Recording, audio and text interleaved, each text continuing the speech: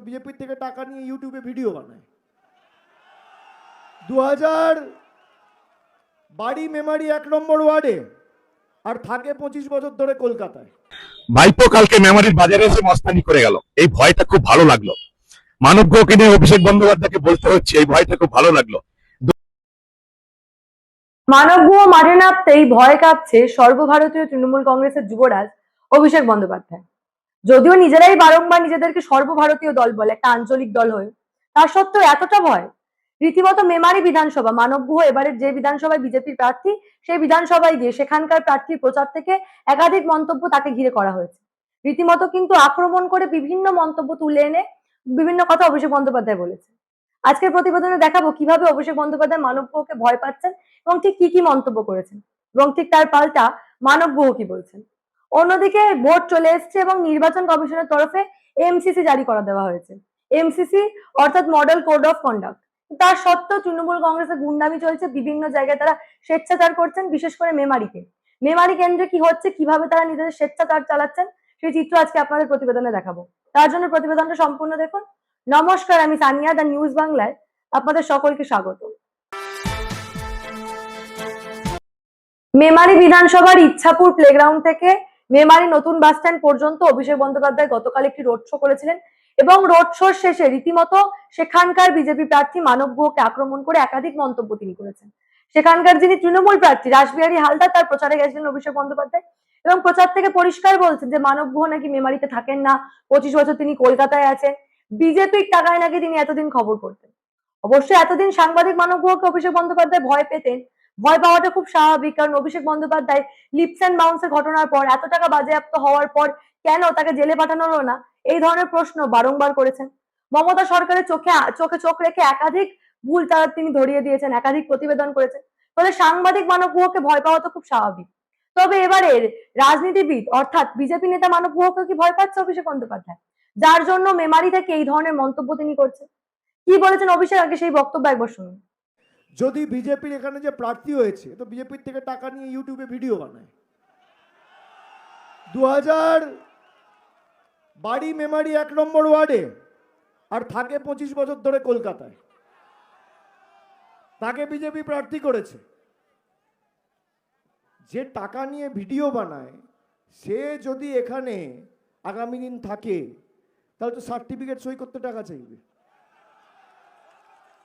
একে 2022 সালে সাম্প্রদায়িক উস্কানির ঘটনায় কলকাতা পুলিশ অ্যারেস্ট করেছিল, 15 দিনের জেল খাটা মাল। আর বিজেপি তাকে টিকিট দিয়েছে। আমি ব্যক্তিগত আক্রমণ কাউকে করি না, কিন্তু এটা তো সত্য। আপনি ভদ্রলোক হলে আপনি বিজেপি করতে পারবেন না। আপনি আপনার এলাকায় যে শহর দিয়ে এলাম, আপনি দেখুন একটা বিজেপির লোককে দেখুন, আপনি দেখান আমাকে একটা ভদ্রলোক, একটা সভ্য লোক, একটা শিক্ষিত লোক, একটা মার্জিত লোক, একটা ভালো লোক বিজেপি করে। যত জেলখাটা আসামি, চোর, ছ্যাঁচোর, চিটিংবাজ, 2 নম্বরী, মদ্যপ, মাতাল, ঘুষখোর, পাতাখোর, বেঈমান, ভুইপোর, সব বিজেপি। ভদ্রলোক বিজেপি করে না। রাস্তায় নেমে যে রাস্তা মমতা বন্দ্যোপাধ্যায় সরকার তৈরি করেছে, সিপিএম আর আমলের টিকি খুঁজে পাওয়া যেত না। লড়াই করেছে আমাদের কর্মীরা। আজকে সেখানে দাঁড়িয়ে বড় বড় ভাষণ আর বাজার গরম করা। 4 তারিখ রবীন্দ্রসঙ্গীত বাজবে, তার সাথে যারা দাপাদাপি করছেন, গণতান্ত্রিকভাবে মানুষ জবাব দেবে। 4 তারিখ দুপুরের পর সবুজ আবিরের সাথে রবীন্দ্রসঙ্গীতের সাথে একটু ডিজেও বাজবে। আমি সতর্ক করে দিয়ে যাচ্ছি। বিনয়বাবু বলেছিল, আমার এখনো মনে আছে, নন্দীগ্রামের সময় লাইফ হেল করে দেবো। লাইফ হেল করা কি বাংলার মানুষ 11 সালে বুঝিয়ে দিয়েছে। এবার 50,000-এর বেশি ব্যবধানে রাসবিহারীকে জেতান। আপনি দেখুন পাড়ার সিপিএম এর জল্লাদগুলো সব জার্সি পাল্টে বিজেপিতে নাম লিখিয়েছে। হ্যাঁ কি না বলুন? হ্যাঁ কি না? নতুন বোতলে পুরনো মদ। হ্যাঁ কি না? ঠিক বলছি? সব লাল পতাকা ছেড়ে দিয়ে এখন গেরুয়া পতাকা ধরেছে। বাম থেকে রাম, বাম থেকে রাম। এদের জামানত বাজেয়াপ্ত করতে হবে। অভিষেকের বক্তব্য আপনারা শুনলেন। এবার শোনাবো ঠিক যার অপেক্ষায় আপনারা প্রত্যেকেই ছিলেন, মানব গুহ, মেমারির বিজেপি প্রার্থী মানব গুহ। তিনি কি বলছেন, তাকে নিয়ে যে এত কথা অভিষেক বন্দ্যোপাধ্যায় বলেছেন, এই প্রসঙ্গে তার কি বক্তব্য একবার শুনুন।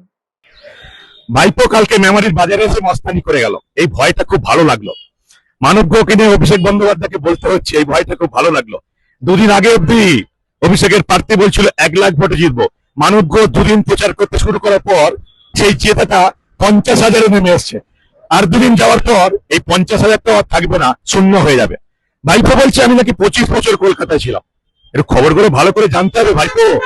শুধুমাত্র উড়ে এসে ছুড়ে বসে ভাইপোগিরি করলেই তো হবে না। 25 বছর নয়, 26 বছর আমি বিভিন্ন জেলাতে কাজ করে এসেছি। বালুঘাট দিয়ে জীবন শুরু করেছি ইটিভি বাংলা নিউজে। নিজের দক্ষতায় চাকরি পেয়েছি, কোনো পিসির দক্ষতায় চাকরি পাইনি। বালুঘাটে কাজ করেছি, পুরুলিয়াতে কাজ করেছি, আসানসোল দুর্গাপুরে কাজ করেছি, বাঁকুড়ায় কাজ করেছি, মেদিনীপুরে কাজ করেছি, কলকাতায় কাজ করেছি। মেমারিতে চাকরি থাকলে তো করতে হতো না। সাংবাদিকতা করেছি ভাইপো। 2011-এর পরিবর্তনের লড়াই লড়েছি। 2008, 9, 10 জঙ্গলমহলে তোমার পিসির গাড়ির কনভয়ে সাংবাদিকদের যে গাড়ি থাকতো সেই গাড়িতে আমার কনভয় ছিল। তুমি কোথায় ছিলে ভাইপো? 2014-র আগে তোমাকে কেউ চিনতো না। তোমার একটাই যোগ্যতা, তুমি মমতার ভাইপো। পরিবর্তনের লড়াই তোমার অবদান কি? শূন্য। 2014-তে পরিবর্তনের সরকার 2011-তে আসার পর 3 বছর পর তুমি উড়ে এসে জুড়ে বসেছো। তোমার কোনো ভূমিকা ছিল না পরিবর্তনের লড়াই। কোথায় ছিলে তখন তুমি? 2011-তে পরিবর্তনের লড়াই হয়েছে, তখন তুমি কোথায় ছিলে? তখন তুমি দিল্লি আর দুবাইয়ের বারে বসে থাকতে। তুমি কাদের প্রার্থী করেছো? তুমি আজকে অভিযোগ করে যাচ্ছ যে আমি নাকি টাকা নিয়ে ইউটিউব চ্যানেল চালিয়েছি। তৃণমূলকে আনার পেছনে আমারও ভূমিকা ছিল কাঠবিড়ালির মতন, তোমার কোনো ভূমিকা ছিল না। আর যারা টাকা নিয়ে দলের প্রার্থী ঠিক করে তারাই সবাইকে ভাবে টাকা নিয়ে কাজ করেছে। আমি জানি না তুমি কাদেরকে টাকা দিয়ে প্রার্থী করেছো। গোটা বর্ধমান জেলার লোক জানে যে বর্ধমান দক্ষিণ আসনটা কত টাকায় রফা হয়েছে। গোটা মেমারির লোক, গোটা বর্ধমানের লোক জানে মেমারির আসনটা কত টাকায় রফা হয়েছে। তাই মেমারির কোন ক্যান্ডিডেট এই আসনটা কিনতে পারেনি ভাইপো। বর্ধমান থেকে আসা একজনকে বালির কারবারিকে তুমি টিকিট দিয়েছো কত টাকার বিনিময়ে, গোটা বাংলার মানুষ জানে ভাইপো। সবাইকে কি তোমার মতো দুর্নীতিবাজ ভাবো? 150 কোটি টাকা সম্পত্তি বাজেয়াপ্ত হয়েছে লিপস এন্ড বাউন্স কোম্পানির পিএমএলএতে, প্রিভেনশন অফ মানি লন্ডারিং অ্যাক্টে। সেই কোম্পানিটা কার ভাইপো? লিপস এন্ড বাউন্স, তোমারই কোম্পানি। 2014 এসে যে দুর্নীতিটা তুমি এই পশ্চিমবঙ্গে শুরু করলে, তৃণমূলটাকে তুমি শেষ করে দিলে, তার পেছনে তোমারই অবদান সবচেয়ে বেশি। 2014-র পর থেকে যতগুলো এখানে নিয়োগ হয়েছে সব তোমার দুর্নীতি হয়েছে ভাইপো। মানুষ জানে তুমি এখানে এসে কিচ্ছু করতে পারবে না। তোমার প্রার্থী মেমারিতে হারছে। তুমি ভাবছো বর্ধমানকে একজন টাকা দিয়ে প্রার্থী করলাম, মেমারিতে একজনকে টাকা দিয়ে প্রার্থী করলাম, বর্ধমান থেকে মেমারি এই বালির কারবারিটা পুরো ওপেন হয়ে গেল। এটা হবে না ভাইপো। তোমার সেগুড়ে বালি, তুমি যতই বলো তোমার প্রার্থী এখানে হারছে, জিততে পারবে না। আর ये डर मुझे अच्छा लगा, তুমি যে ভয় পেয়েছো ভালো লাগছে আমার যে তোমার ভয় পেয়েছো। তাই তোমার প্রার্থী বলছে 1 লাখ ভোটে জিতবো, তুমি সেটাকে নামিয়ে বলছো 50,000। এই ভয়টা পাওয়াতে চাই তোমাদের পিসি ভাইপো যে মানব গ্রহকে ভয় পাচ্ছ, এটা খুব ভালো লাগছে। এই সিটে পদ্মফুলি ফুটবে। মেমারিতে তাদের ক্ষমতা নেই তৃণমূলকে জেতাবে। শুনলেন আপনারা, মানব গুহ কিন্তু পরিষ্কার জানাচ্ছেন যে ভোটে হারার ভয়, এই ধরনের মন্তব্য করেছেন অভিষেক বন্দ্যোপাধ্যায়। তৃণমূলের যিনি প্রার্থী রাসবিহারী হালদার মানব গুহর কাছে ভোটে হারবেন এবং ঠিক তার জন্য অভিষেক বন্দ্যোপাধ্যায় মেমারিতে গিয়ে ভয়তে এই ধরনের মন্তব্য করছেন। এবং অভিষেক বন্দ্যোপাধ্যায়ের উস্কানির পরেই কিন্তু মেমারিতে একাধিক ঘটনা ঘটতে শুরু করেছে, এমনটাও তিনি অভিযোগ করেছেন। এবার আপনাদের বলবো আরেকটা গুরুত্বপূর্ণ বিষয়। ইতিমধ্যেই কিন্তু নির্বাচনের আগে নির্বাচন কমিশনের তরফে মডেল কোড অফ কন্ডাক্ট জারি হয়ে গেছে।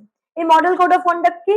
নির্বাচনের আগে প্রত্যেকটা রাজনৈতিক দলের জন্য নির্দিষ্ট কিছু বিধি থাকে, অর্থাৎ প্রত্যেকটা রাজনৈতিক দলকে সেই বিধিগুলো মেনে চলতে হয়। তার মধ্যে অন্যতম হলো এতদিন যিনি মুখ্যমন্ত্রী ছিলেন এবং সেই দলের বিভিন্ন লোকের পোস্টার বিভিন্ন বিধানসভায় লাগানো ছিল, রীতিমতো ফিরাদ হাকিম থেকে শুরু করে তৃণমূলে যারা ক্ষমতায় রয়েছে প্রত্যেকেরই ছবি কলকাতা থেকে শুরু করে পশ্চিমবঙ্গের বুকে বিভিন্ন জায়গায় নিজের নিজের বিধানসভায় সেই ছবিগুলো লাগানো ছিল। কিন্তু মডেল কোড অফ কন্ডাক্ট বলছে যে নির্বাচনের আগে সেই সমস্ত পোস্টার ব্যানার ইত্যাদি খুলে ফেলতে হবে, কারণ এটাই নিয়ম। কিন্তু এখনো পর্যন্ত মেমারি বিধানসভায় সেই ধরনের কোনো ঘটনা ঘটেনি। স্টেট ব্যাংক থেকে শুরু করে বিভিন্ন সরকারি জায়গায় কিন্তু এই ধরনের বড় বড় পোস্টার এখনো লাগানো রয়েছে। পুরো এলাকা জুড়ে কেবলমাত্র তৃণমূলের পোস্টার এবং অভিষেক বন্দ্যোপাধ্যায়ের পোস্টার পড়ে রয়েছে।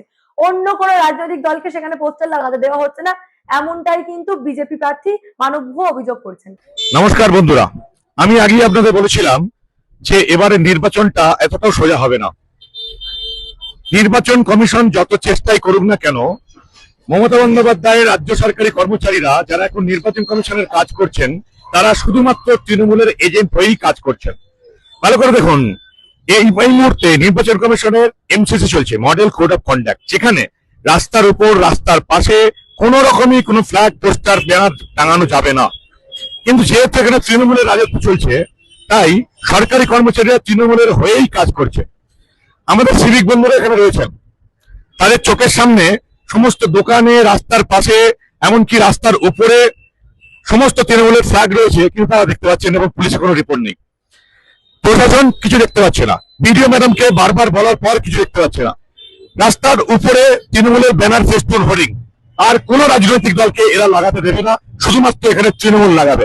ভালো করে দেখুন, এই যে রাস্তার উপর যেখানে দাঁড়িয়ে রয়েছে বামুনপাড়া মোড়, এখানে নাকা চেকিং পয়েন্ট রয়েছে, ইলেকশন কমিশনের নাকা চেকিং পয়েন্ট মেমারি পুলিশ থেকে লাগানো হয়েছে। তার কেন অফিসাররা বসে রয়েছেন, তাদের চোখের সামনে এইগুলো ঘটছে। ভালো করে দেখুন, এখানে রাস্তার উপরে এই যে এগুলো দেখছেন, এগুলো একেবারে বেআইনি। কোন রকমই কোনো রাজনৈতিক দল এগুলো লাগাতে পারে না, কিন্তু শুধুমাত্র তৃণমূল লাগাবে, আর কোনো দলকে এগুলো লাগাতে দেবে না। পুলিশ এবং প্রশাসন সম্পূর্ণ তৃণমূলের চটি চেপে চলছে, আজও সেই কাজটা করে যাচ্ছে আদর্শ আচরণবিধি চালু হয়ে যাওয়ার পরে। আসুন আরো দেখাচ্ছি আপনাদের। রাস্তার উপরে এগুলো থাকতে পারে না, অসম্ভব। কোন সরকারি রাস্তার উপরে এগুলো থাকতে পারে না, যেগুলো এখন রয়ে গেছে। মেমারি পুলিশ এবং প্রশাসন সম্পূর্ণ তৃণমূলের চটি চেপে চলছে। রাস্তার উপরে একের পর এক দোকানদারদের কাছ থেকে কোন রকম কোনো পারমিশন নেওয়া হয়নি, কোনো বাড়ির কাছ থেকে পারমিশন নেওয়া হয়নি। দেখছেন তো, এটা মেমারির অবস্থা। রীতিমতো ইলেকশন কমিশনের চোখের সামনে থেকে এত ঘটনা ঘটে যাচ্ছে। একেবারে মডেল কোড অফ কন্ডাক্টকে অমান্য করে বিভিন্ন জায়গায় অভিষেক বন্দ্যোপাধ্যায় এবং তৃণমূলের বড় বড় পোস্টার লাগানো হচ্ছে। স্টেট ব্যাংকেও তারা ছাড়ছেন না, তার সত্ত্বেও নির্বাচন কমিশন কোনো ব্যবস্থা নিচ্ছে না। তাহলে কি ধরে নিতে হবে মেমারি বিধানসভায় যারা কাজ করছেন তারা তৃণমূলের হয়ে কাজ করছেন? অন্যদিকে কোনো সরকারি পদে থাকা কেউই এই বিষয়ে কোনো ব্যবস্থা নিচ্ছে না, এমনটাই কিন্তু অভিযোগ আসছে মেমারি থেকে। পরিষ্কার সেই ছবি আপনাদের দেখালাম। এবার আপনারাই বলুন তো, কেন এই ধরনের ঘটনা ঘটছে এবং কমিশন কিছু করছে না? সত্যি সত্যি কেবলমাত্র কি মেমারি, নাকি আরো কোনো বিধানসভায় একই ঘটনা ঘটছে?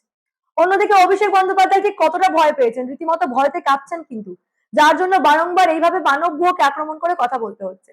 এই বিষয় নিয়ে আপনারা কি ভাবছেন? সত্যি সত্যি কি অভিষেক ভয় পেয়েছে? কি অবস্থা দেখুন, মহিলাদের মেরেছে, এই হচ্ছে মেমারির অবস্থা। এবং এই উস্কানিটা এই জন্য হলো, অভিষেক বন্দ্যোপাধ্যায় এসে মেমারিতে উস্কানি দিয়ে দেওয়ার পরে এই কাণ্ড হলো।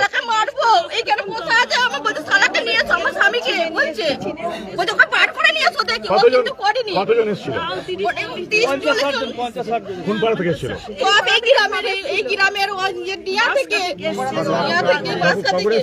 এই 9টার সময়